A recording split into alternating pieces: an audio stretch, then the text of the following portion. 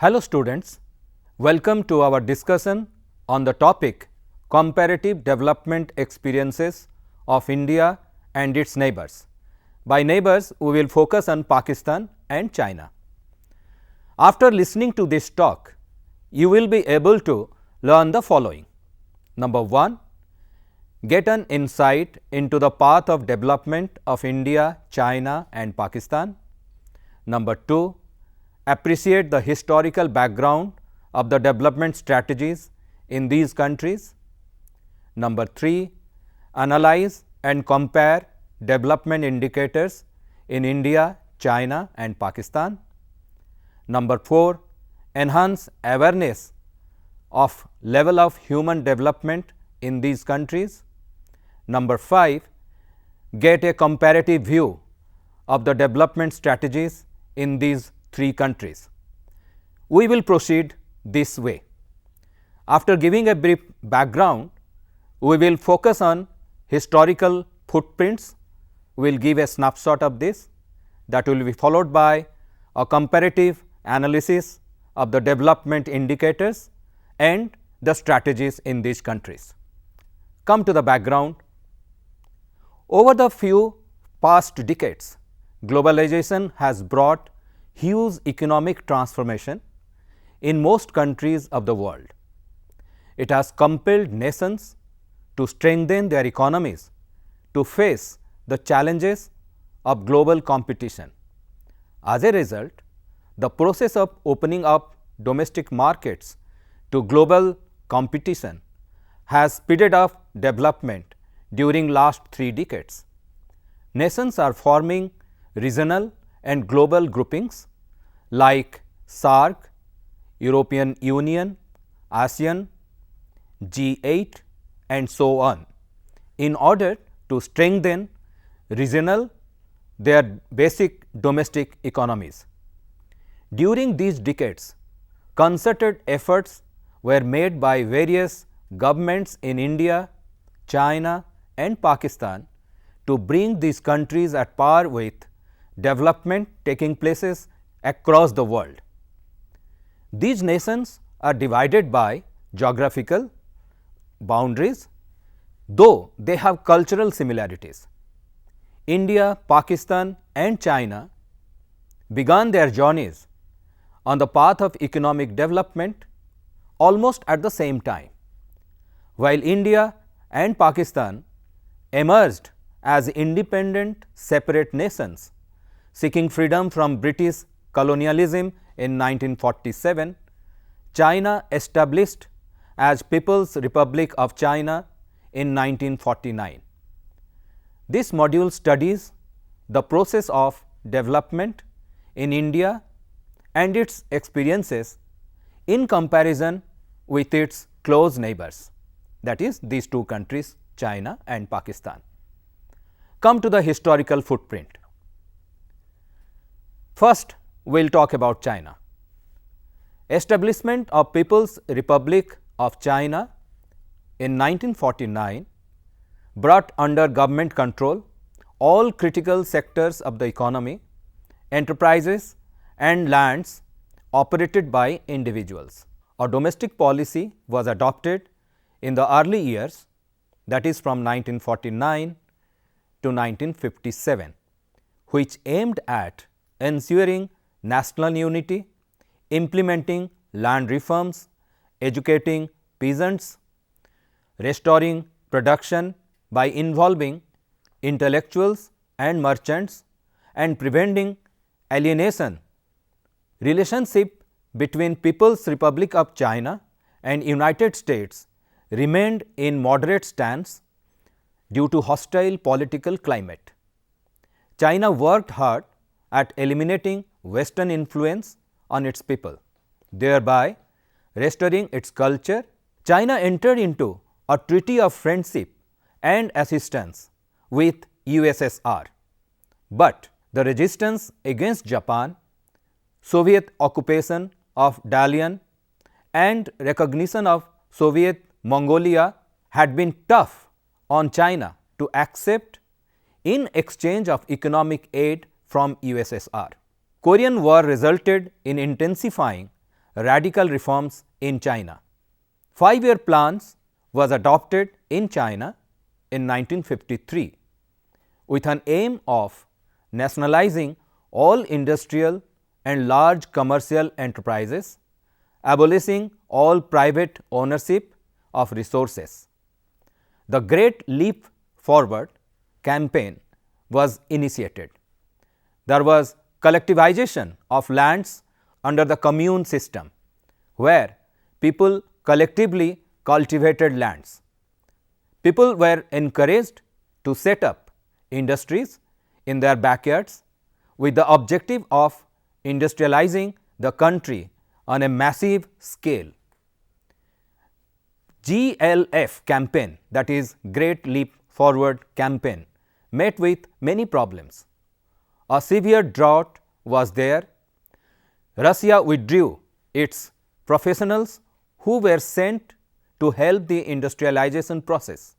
In 1965, Mao introduced the Great Proletariat Cultural Revolution, that is between 1966 to 76, under which the students and professionals were sent to work and learn from the countryside.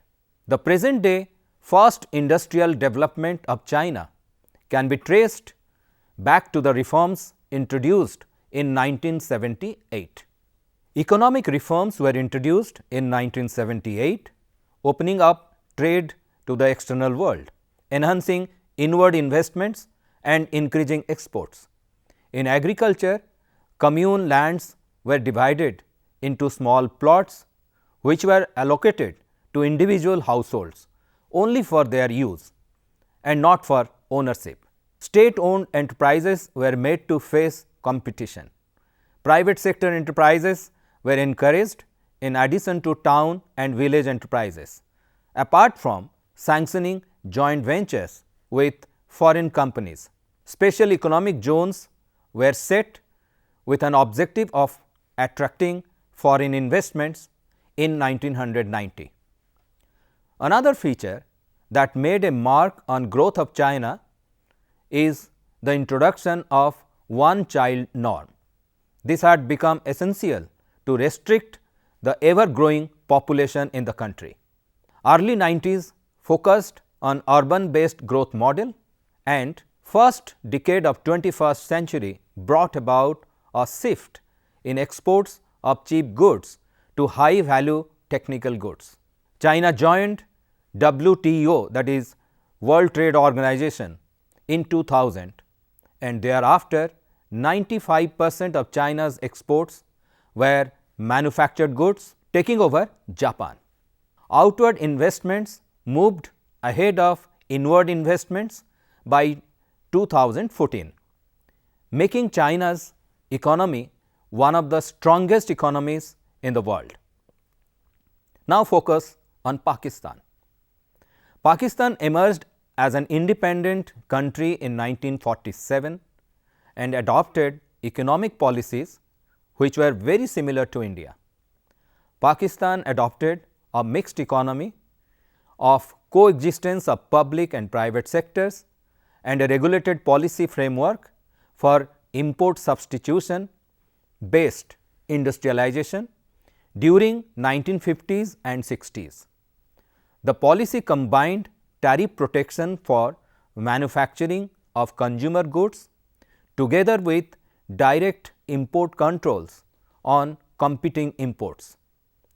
The introduction of Green Revolution led to mechanization and increase in public investment in infrastructure in select areas, which led to a rise in the production of food grains. This changed the agricultural sector dramatically. In 1970s, nationalization of capital goods industries took place, which was reversed in late 1970s and 80s, when major thrust areas were denationalization and encouragement of private sector. Pakistan also received financial support from Western nations and remittances from immigrants to the Middle East. This helped the country in stimulating economic growth. The government also offered incentives to private sector. In 1988, reforms were initiated in the country. Next come to India's situation, a background of Indian economy.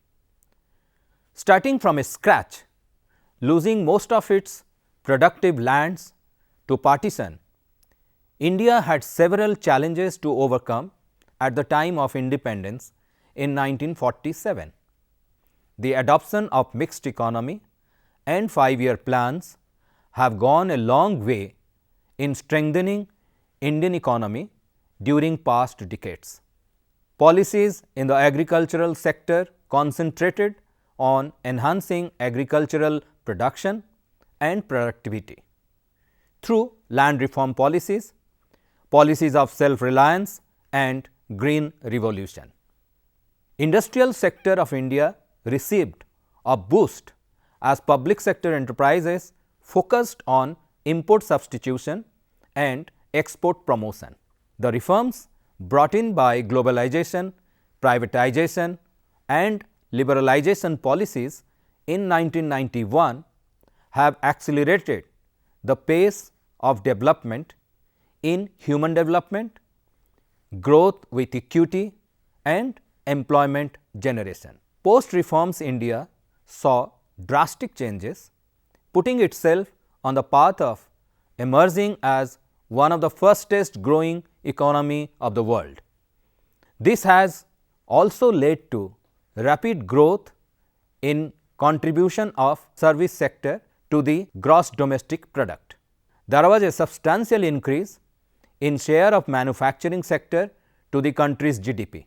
Consistent growth of service sector has made Indian economy resilient to external economic shocks. Investment opportunities are created by growing middle class and its increasing disposable income. India has also become an attractive destination for businesses and foreign direct investments, opening up vast prospects to foreign investment in infrastructure. There are many ventures for global investors in the field of power, ports and roads. India's international trade has increased post reforms, making India one of the largest exporters by 2011. Despite being one of the fastest growing economies, India still remains gripped with socio-economic challenges such as poverty, lack of quality education, inequality and corruption. Now, come to the point, development indicators in these countries. We will have a comparative analysis. With the brief background of development path of India, China and Pakistan, let us come to the development indicators.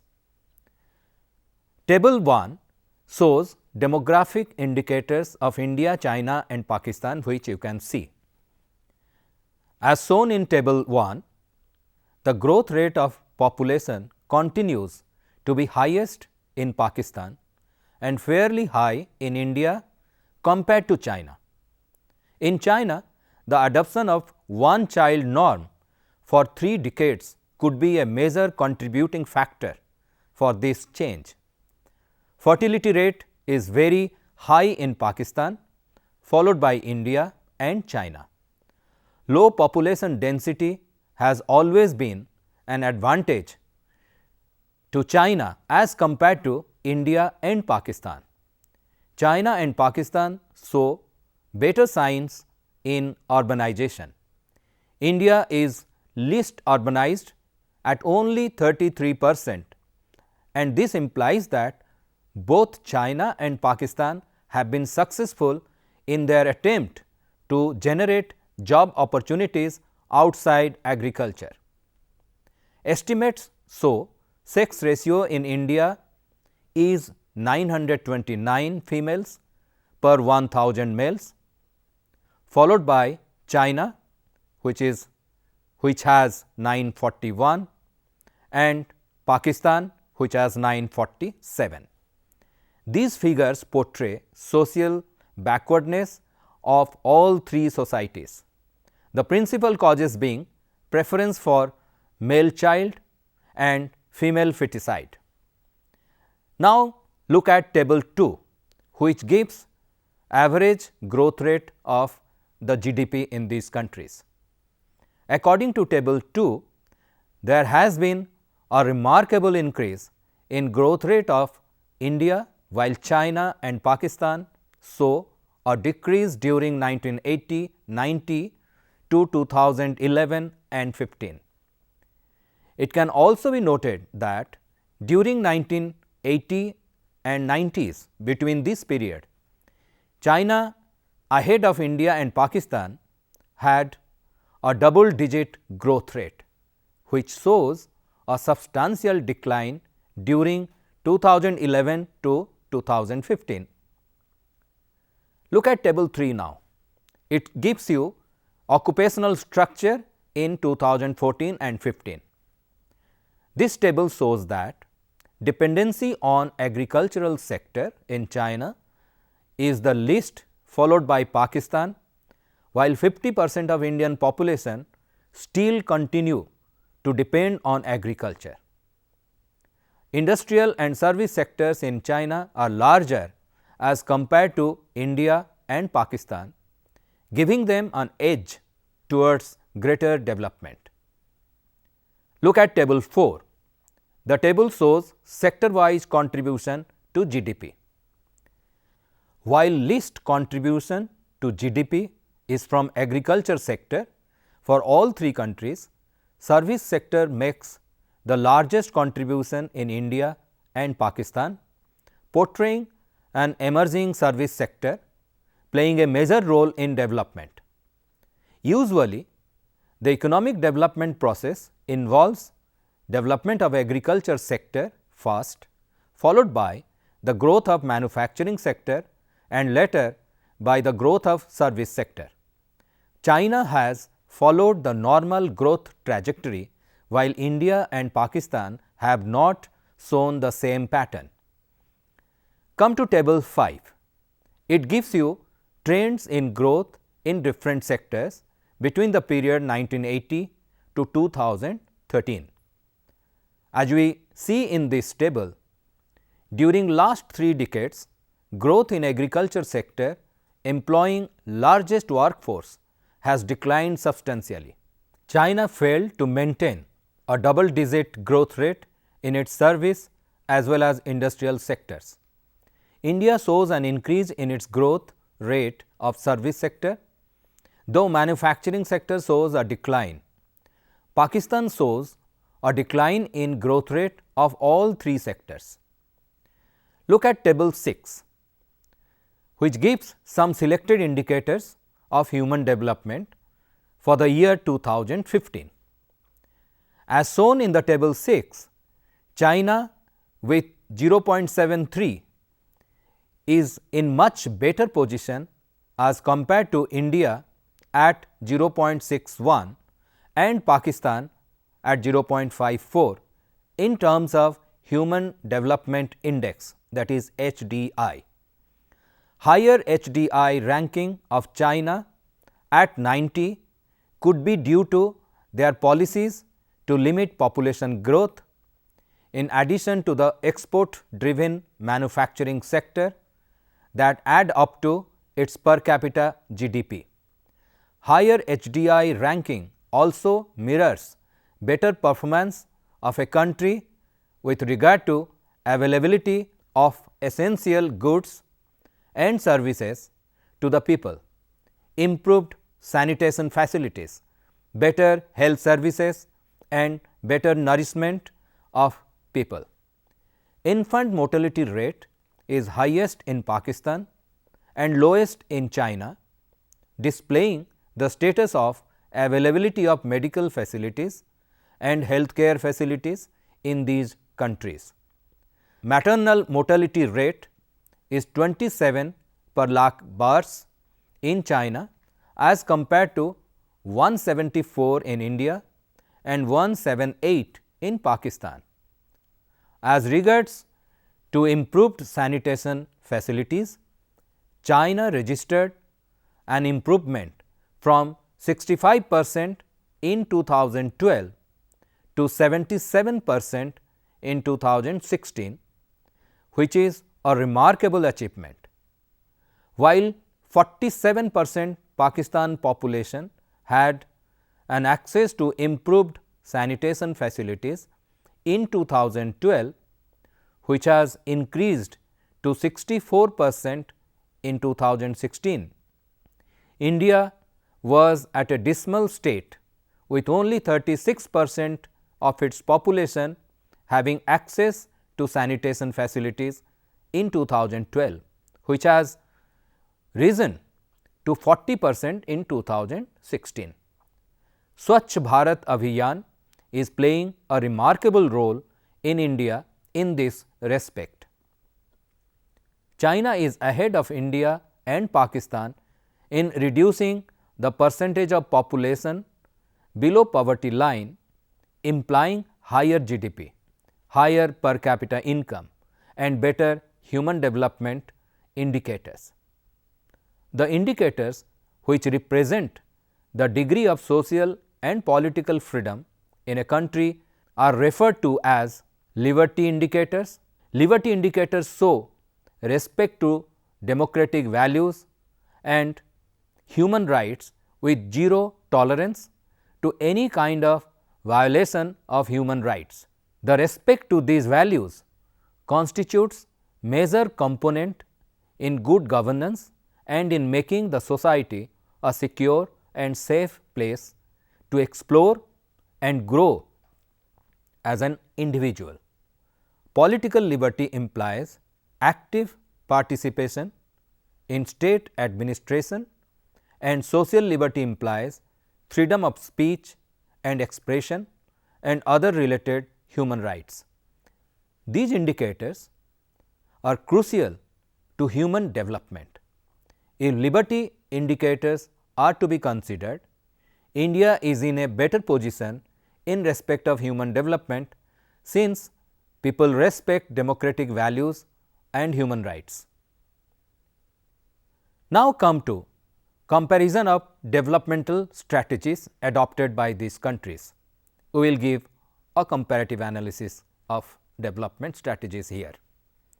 India and Pakistan had to introduce economic reforms under tremendous pressure from IMF, that is International Monetary Fund, and World Bank. Hence, both these countries opened up their economies to the world markets under similar circumstances. Though this affected their infant domestic industries due to competition from world markets, this led to subsequent improvement in quality of domestic products in order to sustain competition and retain customers. China, on the other hand, has a different story to tell. The Maoist vision of shunning foreign technology, decentralization and attaining self-sufficiency is no longer sustainable. Thus, Chinese leaders brought in economic reforms in order to attain a high level of economic, social and political development with the objective of being at par with world standards. In Pakistan, reform process led to worsening of all economic indicators in decade of 90s. However, the proportion of poor in 1960s was more than 40%, which declined to 25% in 1980s and started rising again in the 1990s. The reason for slow growth and re-emergence of poverty in Pakistan was that the agricultural growth and food supply were based on good harvest and not on an institutional process of technical change. When harvest was good, the economy was in better condition, and when it was not so good, the economic indicators showed negative trends. Pakistan borrowed from World Bank and IMF to correct its balance of payments crisis. Foreign exchange is an essential component for any country. Only if a country is able to build up its foreign exchange earnings by sustainable export of manufactured goods.